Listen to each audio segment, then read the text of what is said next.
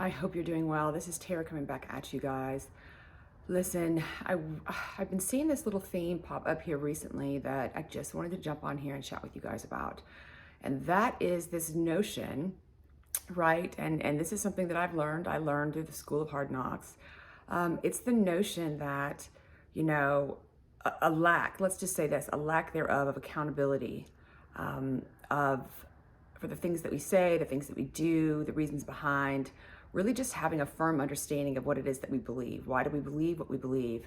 Every action, every behavior, every choice that we make is derived from the perceptions we have of certain things. There's so many different dynamics and components in the brain, incorporating biological and physiological functions along with our, conscious awareness element. You even have the, autonomic nervous system, but you also have, your conscience. There's all these different elements and components that are working together that, you produce a thought, you have a thought about something, and then, you think about that thought, and then you decide, you have a perception of something, and that is what causes you to, or motivates your behavior. It motivates your decisions, your choices, how you're going to move, what you're going to do, right? And so, a long period of my life was spent kind of just going through life and just moving along with my perceptions, moving along. But there was definitely some underlying core beliefs that I had that later on in life, when stuff kept blowing up in my face, I really sat down and asked myself, why do I believe that? Where did I get that? Where did I get that understanding, right? And what I realized, after the last go around about, 5 years ago or so, after the last go around, I really had a moment where I just wiped the slate clean. I wiped the slate clean. I got to the point where it's like I realized what I was doing, what I knew, it wasn't working. It wasn't working. I've been trying it, I've been doing, and I just kind of really wiped the slate away and just, kind of surrendered, right? And through that, I really discovered that a lot of stuff that I believed, a lot of stuff that I couldn't even tell you, point out where I got the understanding or where but I had to break down everything right back down and rebuild from a foundation that had just a few core, elements to it. And one of the biggest ones you've heard me talk about before is just that truth makes you free. So truth begets freedom. So anything that, any truth, anything you believe that you call truth, it should be consistently leading you towards freedom, right? It's not like you're always going to have little, little fallbacks, little, whatever, but consistently overall, you should be seeing a motion towards freedom. Freedom, your life, contradictions between your desires and what keeps showing up in your life, like all of these things, right? And so, I've just seen this theme continue to pop up in the last 2 weeks. I mean, it's been going on, for a long time, but it's become very prevalent in the last year or so, and has definitely this last week, it's everywhere. And it stems from that. It stems from this idea or this notion that people have that, this is what this is my perception. This is how I'm seeing things. It's, so I'm going to speak on it and move. And, what's interesting is whenever those beliefs, opinions, perceptions are challenged, there's no ability that person has to actually, construct a logically coherent argument or defend their position, or just even really explain it in a way that, okay, I understand where you come to that. It's almost like you challenge it and it's a straight up attack, right? And I think it's really interesting because, and I've said this to a couple of individuals this week, where it's been flat out said, well, we can all see it the way we want. We can all, this is just my opinion. And in the face of evidence that really is pretty clear that what it is that they are saying and what it is that they think, it's really, there's missing pieces. It's incomplete. And especially when these individuals, the ones that I have specifically interacted with, it's been over situations where They haven't just constructed a belief or a view or something and then are presenting that or expressing it, but they are doing it in a very aggressive way that attacks um, anyone who does not agree with that or who they see as being, just opposed to it in any way. And it's really, and I really feel like the thing about it is, if there hadn't been all of the just really crazy stuff going on the last year, all of the just division, inflammation, the heightened state of the stress response, right? This fight or flight response you've heard me talk about. People, it's just been so heightened for this last year consistently, as in no breaks, as it's one thing after the other, after the other. I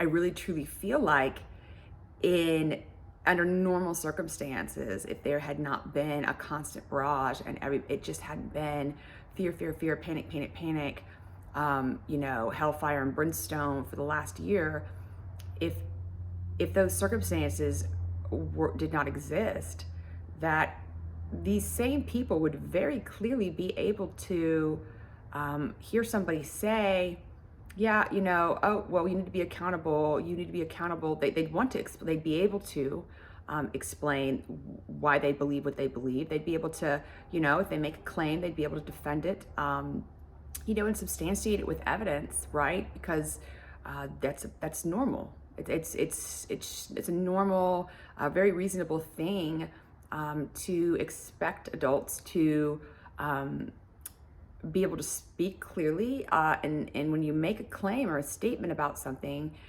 it's very reasonable to expect that individual would be able to back that up, right? Provide evidence, provide a clear explanation, really be able to speak to it, especially in the context of if they're going to be aggressive or if they're going to, if they're challenging somebody and there is that aggressive attacking, kind of undertone to it, right? And I feel like people would generally normally agree with that, but right now they do not, right? And, like I said, I've seen this coming up, and it's just one of the greatest lessons that I learned was being able to step back and evaluate everything, because once I was able to look at the fact that, like, goodness, look at all these situations I've had in my life, and then acknowledge clearly the obvious that I was the common denominator, it really became clear to me that maybe, there's something with me here, right? And so, just gaining the understanding of how all those different components I spoke about, how those things play into motivations for behavior, the way we see things, perception, decisions we make, and realizing how incredibly impactful my decisions, my words, my choices, the things that I was doing had the impact, the far-reaching and intense impact that all of that had, not just on my life, but on, on the lives of people that I cared about, my children, my family, right? And so just all of those things kind of, in the front of my awareness, I really began intently stepping back and really questioning, where did I get that? Where did I get that understanding, right? And it's especially, well, it changed my life first and foremost, right? Because that's the way it should be done, right? If you think about it, just hearing somebody say, hey, you know what? Or if you were talking to your children, which conversations I've had with both of my children, you're talking to your children, the thing that you teach them is, listen, you need to, why do you believe that, right? If you're gonna form an opinion, if you're gonna do something, if you're making decisions about your life, you need to think about it clearly, right? You need to think about it. You need to weigh, certain relevant information before making decisions. We call that being a wise decision maker, right? Choices that they have when they're younger, in their teen years, where their peers may be doing things that they don't agree with, or doing things that could get them in trouble. Just not giving in to the peer pressure and really thinking things through. Well, if I do this, what's the consequences, right? Really incorporating all aspects of, the fact that whenever you say yes to something, you are saying no to a countless number of other things, right? And every time you say no to something, right, you're saying yes to, an innumerable number of other things, right? Because that's something that we all agree about, whether we are acting like that right now or not.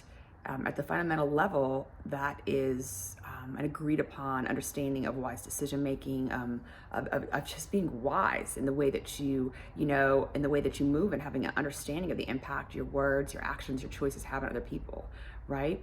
And it's so interesting because in this last year, there has been a complete and total divergence from any type of reasonable, what people would have normally agreed upon would be reasonable, normal course of thinking, of deriving opinions and beliefs and just behavior in general. And I've talked about this before. That stems from the fact that a lot of what's been happening has been threatening. It's been very threatening to our health with the virus. Multiple just threatening things that have created a lot of fear. And that completely and totally elevates it fires that nervous system right into that heightened fight or flight response. And then when you get to that point and it remains right, and you're in a constant, it goes from just being an acute state to being a chronic state of heightened fight or flight. These are things that happen, right? You get tunneled in, you start seeing things very, very different. You're also very easily primed. And psychological priming, I'd encourage you to go look that up, but that's really in context of the way I'm speaking of it. It's really it's pretty much interchangeable with you're very easily manipulated, right? And you can just look at the example of somebody who I'm sure you're familiar with narcissists, the way a narcissist individual works, right? They're very manipulative, right? And what they do is, one of the things they do, just all kinds of different stuff, but some of the stuff that they do, they'll do the love bombing at first, right? They'll get the emotions all going, get things into it, and then all of a sudden they back away, and then they'll do something, and then they'll come back, and they've constantly got this your nervous system and your emotions swinging back and forth, and so you just don't know. You know what I'm saying? You just don't know, and then the times that it's good, it's really, really good, and so then when the times that it's bad, and then they're telling you these things, and they're crazy making, right? You say this is going on, or I can sense this is going on, or you see something on their phone, or there's just something that happens that makes you question something, and then they do the crazy making, right? They tell you, yo, you're crazy. I mean, you're crazy. No. Like, just things that make you then doubt that, right? And that whole, if you look at the dynamic, a narcissist, the types of relationships they usually have relationships with people that are, very, very high on the empathy scale, right? They're empathic, they're empaths, they are individuals who are highly emotional, they are highly connected and resonate with the energy and emotions in situations. And when they're not familiar, I mean, this was my experience, when you're not familiar with the dynamics that go into that and how that works, right? It can be very overwhelming. I talked to a lot of people who are high on the empathy scale who consider it a curse, right? And that stems from just the fact that you are constantly, your emotions, your resonance with situations, not knowing why it is, not even knowing is this emotion mine? Am I picking up on something in the environment, right? That leads you to a state of confusion. And in that state of confusion, there's just no consistency. You're feeling chaotic on the inside. You're having these, heightened states of this acute stress response where something's happening that's triggering you. You're getting triggered, right? But then, there's really not, the environment around you, this individual is creating an environment around you that it makes it very difficult. There's not some smoking gun evidence, and then they're telling you things that lie, right? And they're telling you things that you as an individual, your expectation as somebody who does not do those things is that, they're not doing that either, right? Because some of the stuff it seems nobody would really do that, right? And that's part of what makes them a little bit more believable, right? Is just your expectation that no one's gonna lie, that good, right? No one's going to keep up with that for that long, right? And when you look at those types of elements that go into what I've just kind of the analogy that I've drawn with that type of relationship with what we've been seeing in the last year, right? There's a lot of similarities in that, right? We've had constant barrages of very emotionally triggering, and rightfully so, but very emotionally triggering images, a lot of fear around the virus.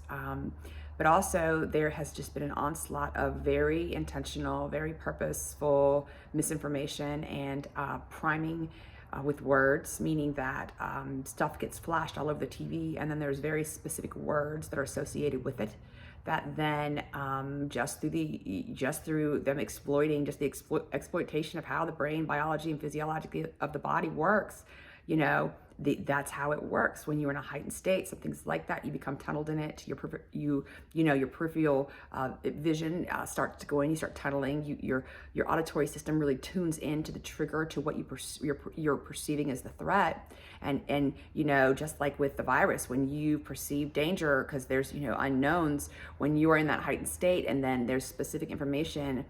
Who's to blame? What's happening? People are increasing, information being given that a certain individual or certain group of people are increasing that threat, and it's going to kill your family, and look, death, and what are we going to do, right? That then turns, they've given you basically the definition, or told you what your emotions basically are coming from, and then who's to blame, or associating in a way that you just naturally, because it's paired for so long and so consistently, you don't even realize that has molded your perception, and yet you don't even know it, right? And so when you have all of those things going on, and then you have people, right, going out and becoming they're very expressive, very emotionally expressive, very loud, very aggressive. But the thing about it that's so interesting is that they are just so sure.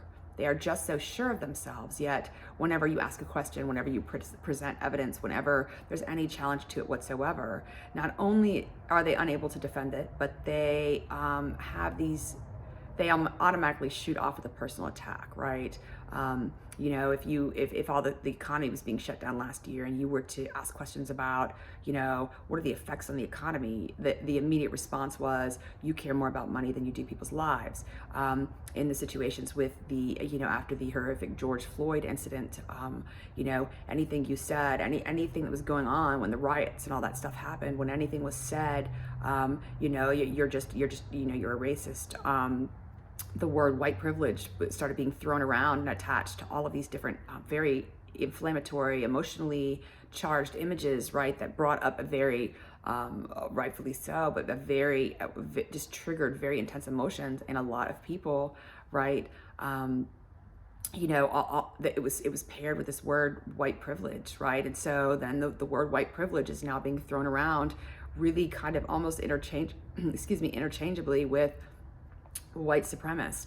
It's being used as a word. It absolutely, the word itself simply, privilege as a psychological phenomenon, just really speaks about, it's been studied for decades, and it really just speaks about how people tend to look at their own life experience, and they use that as kind of the standard of what they consider to be normal, right? So it's the universality of one's own experience, where you assume that experience is normal. You experience, that experience is normal, and it's other people's experience as well, right? And so then if that becomes your standard of normal, right, you either assume that everybody else, like that's their standard of normal as well, and then you end up molding perceptions about people based off of that then measure or judge them by that level of normal. And what you end up having when you're talking about something in the reason why white privilege is, that the word white is then added to that, is because we live in a country that where is predominantly the majority of the population is white. I believe it's like 76 to 79% of individuals in this country are white. And so therefore, when you're talking about something like white privilege, the likelihood of somebody engaging in that type of perception that's based on that, and they identify with the majority group in the country, it stands a much higher likelihood of them, of that being reinforced, of that sense of normal, that normal standard being reinforced by the majority of people. You look around and identify with the majority of people. And the issue with the white privilege, it absolutely is the exact opposite. Using the term privilege, white privilege, absolutely separates it. It's what distinguishes distinguishes the concept from being an overtly biased, bigoted prejudice. The evidence of prejudice in somebody, it distinguishes it from any type of behavior or perception that's formed from a racist view, right? Prejudice viewpoint, prejudice against minority populations or something like that, right? It distinguishes it. So they're opposite ends of the spectrum. They're not words. Racism, racist, bigot, those to use the white privilege in any of those contexts is a gross misrepresentation of the word, right? And the issue that the reason it was being discussed was because it became very clear that there is a lot of evidence showing that, there's a lack of awareness of the unique challenges, difficulties, and just things that minority populations face that are not consistent with the experience of the majority of white people, right? Just difficulties and challenges that stem from history, stem from the progression through certain things. There are racial biases. There's all kinds of things that go into that are specific and unique to minority populations that the white population, demographic, it does not experience. And when there's a lack of awareness of that, and then you have a perception that views your experience as being the norm, what's normal, right? You can see how when you look at somebody else's situation and it's different, you see differences in statistics, you see differences. You then explain them away in terms of, well, they could have if they wanted to. That, and not very that vague, but you understand what I'm saying, right? That's the foundational approach. That's how it's approached is, well, why don't they just do this? So, they just need to do this then. Well, they need to just do this, right? And it creates a lot of issues. But the difference is when it comes to white privilege is not some overt, conscious, anything having to do with it being evidence that person is racist. That person has just done what every human being does, right? And that is having a perception of a situation that is incomplete. It's not inclusive of all the information that's necessary for that perception to then be an accurate reflection of reality, right? If you're a human being with a brain, you have the phenomenon of privilege, or the concept of what privilege describes. Everybody has that, right? And so, the thing about it is, though, right, people just took the word and used it how they wanted to and started throwing it around, and it became, and the thing about it is nobody stopped. Nobody ever stopped to say or question, right? Or even go look up the word. What does this word mean, right?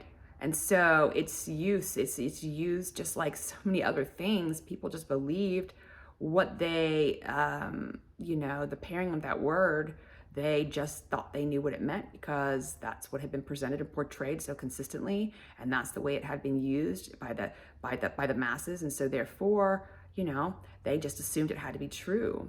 And the thing about it is, if anybody had just gone in and looked up the word or just taken a few minutes, even just a quick Wikipedia search, the first couple paragraphs directly describes the difference and distinguishes it from any type of being a bigoted, overt form of racism, prejudice. And the crazy thing is, though, if it had been addressed properly, if the concept of what it is had been explained properly for what it is, and in terms of the way I explained it, the universality of the fact that everybody has wrong perceptions that's built on certain understanding of experience, their life experience, and then judging others based upon that, based upon your perception from that point of view, right? And then if it would have just said that the reason why white privilege, and it's been studied for decades, it's been very well researched, very well studied concept that's been studied for decades. And the reason why is because we live in a country that it has overwhelmingly vast majority of the population is white. And so therefore, if we're looking for solutions to certain situations or looking to bring lasting and positive change, if it would have been addressed that way and somebody had just gone in and spoken of it like that and described what it is, it becomes clear that when you have such a large majority of people in this country who identify with the majority population in that country, right?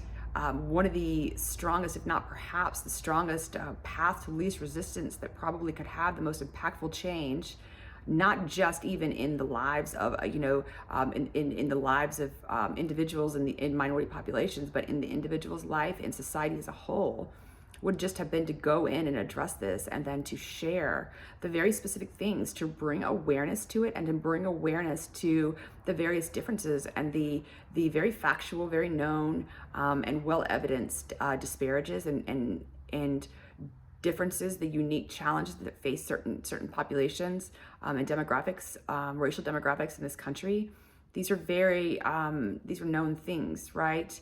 If it had been approached like that, I really feel strongly that that could have been and should be, in identifying the problem and identifying one of the contributing factors to the continued marginalization of minority populations being, the idea of or the concept of white privilege, right? With an identification of that, awareness of it would have also led to a very profound solution that actually had within it the power to bring about the lasting and positive change that everybody who is running around screaming white privilege and using the word very, very wrong, misrepresenting the word, and those who are just totally on the defense and attacking back in the white community because well, I'm not this, I'm not that, right? Their defensiveness, that's also contributing to the divisiveness, right? Instead of it being a solution, it is a very, very divisive thing that's made the problem worse, right? And so this is just a big thing I have seen, and just knowing that all it would have taken is for people to go in and just do a little research on what the word meant, and just done that little bit, and that way they could ensure that the things they were saying and the way they were representing it, decisions, choices they were making, judgments about certain things were more aligned with what is actually real, what the word and the term actually describes, right? And, like I said, my whole life, 25 plus years, wrong perceptions, wrong understanding. And I had to go through and do that. I had to wipe the slate clean. And, when I got to the point where I realized, gosh, I've just been going on automatic based on these beliefs and assumptions I believe to be true. I just assumed to be true if it's what I heard, if it's what, if it's what I gathered from the environment based on, group agreement. However I came to these understanding that was motivating my perceptions and motivating my behaviors and decisions and choices, it wasn't working for me. It wasn't working for me. It kept leading me back to the same destructive place, into the same situations. And it was only when I wiped the slate clean, right? And went in and evaluated my beliefs. Where did I get this, right? That the knowledge, just the stuff that I learned and the transformation of my life, the lasting positive transformation that came from it, you guys, is just, it's incredible. It's incredible. It's incredible to, over a period of a relatively short period of time in my life, to have seen such transformation in myself that it's almost unrecognizable from where I was just, a few years ago. It's incredible, right? And so, I wanted to come on here and talk about that because I just want to, I just want to remind you guys, because I don't even need to say this. I want to remind people that under normal circumstances how you would go about forming opinions, basing beliefs, and you also understand the value of ensuring that the things that you believe, the things that you say, your perceptions, the decisions that you make, that it aligns with as accurate of information about a certain situation as you can have, right? And so in doing that, in moving through that process, it seeking out unbiased information, right? Getting both sides of the story and being open to listen, being open to consider things equally, regardless of how you may feel at the time, and just even understanding that a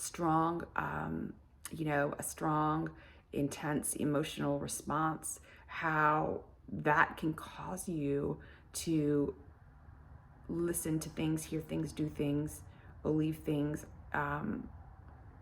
that maybe you would have taken a little bit more time to investigate or question, or maybe not even believed, if you weren't in that heightened state of stress response and just go, right?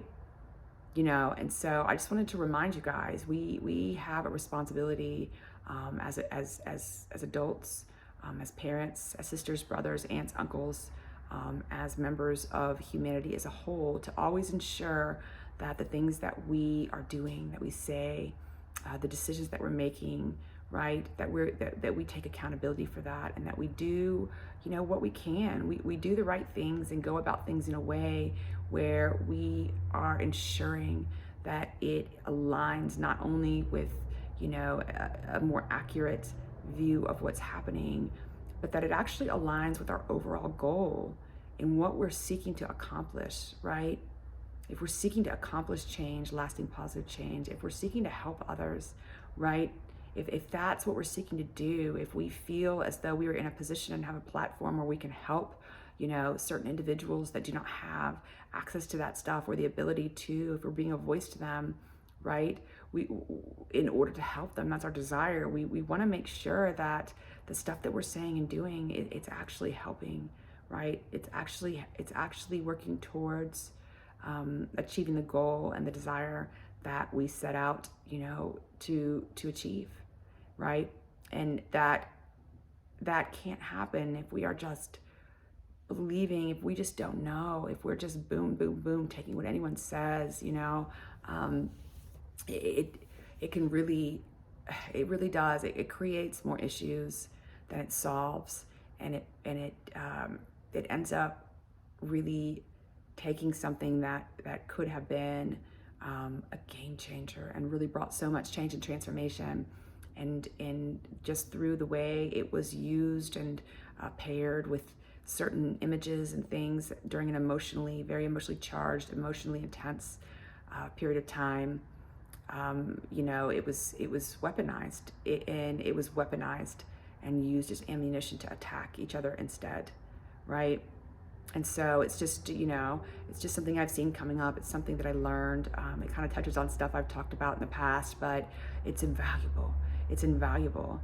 And one of the most profound things you can do as being, a catalyst for change is to do that, to ensure that you are being an example, that you are the example, that you're being the change that you want to see, that you keep the goal and focus and always work, that you don't allow your emotions to overrun and overrule you, right? To take you and remove you and have you, change the way that you do things, cause you to, change the way, you think about things and see things and how you normally go about them. It's just so vitally important, right? And so I just wanted to bring that reminder, share my own experience, how it has led me to enough destruction that I got to the place where I was kind of forced to sit down. But when I did, I went through I wiped the slate. I wiped the slate, and if things are going on, when you get into situations where what you're doing, it's not working. If it's not working, if somebody tells you, or if your idea or understanding is, if we do this, a solution is going to come, but it's it's not moving towards freedom, it's moving the opposite direction towards more bondage, towards more division, then it's not truth, right? It's not truth, right? And just even starting at first base with getting a very solid hold on that truth will moves you towards freedom. It'll make you free, right? It'll be a consistent motion towards freedom, right? Towards solution to whatever it is that you're addressing, confronting, towards the change that you truly desire to see, right? And so I just wanted to jump on here and share that with you guys. Listen, if I do empowerment coaching, as many of you know. You can check out my website, www.reintegrativeWellness.com. I do the free introductory session, but give me a, you can reach out also, sorry about that. You can reach out through email, reintegrativewellness@gmail.com to schedule that as well. But anyways, guys, just remember who you are, right?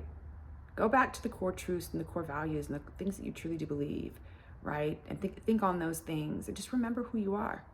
Remember who you are, right? All right, guys, have a great afternoon. Thanks.